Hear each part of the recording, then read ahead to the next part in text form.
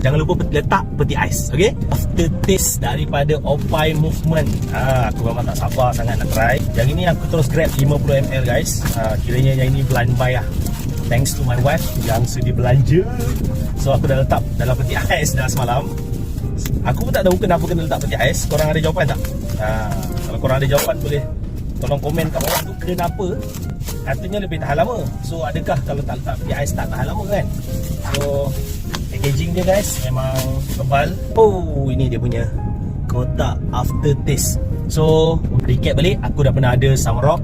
To my favourite list lah, memang nombor 1 Summer Rock. Aku pernah ada Boss Girl. Aku pernah beli Rush Hour. Aku pernah beli Oasis. Dan yang ini adalah pembelian terbaru aku, Aftertaste. So top note dia ada Silicon Orange, Freesia Flower, Apple dengan bergamot.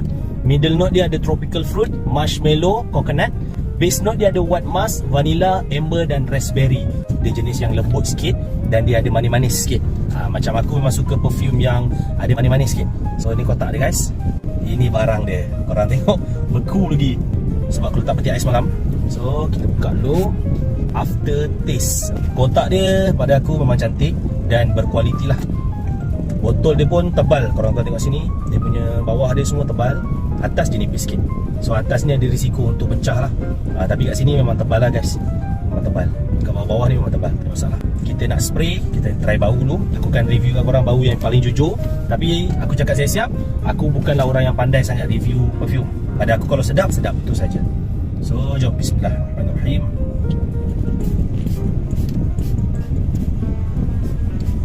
Ini aku boleh cakap nombor 2 selepas Summer Rock. Summer Rock tu sebab aku dah pernah beli sampai 3 botol.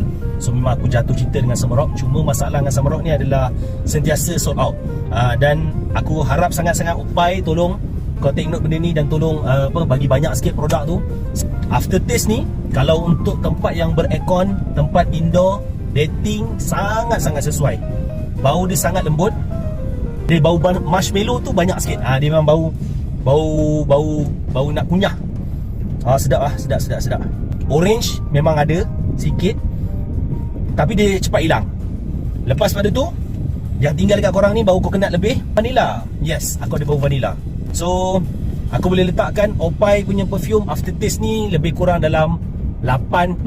Sedap. Nanti aku nak try bagi kat wife aku rasa. Wife aku bau, so selalunya dia memang akan suka bau-bau lembut macam ni.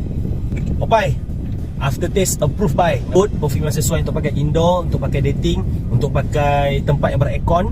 Ini memang korang kena try Aftertaste. Jangan lupa letak peti ais, okay? So dapatkan Aftertaste korang dekat beg kuning.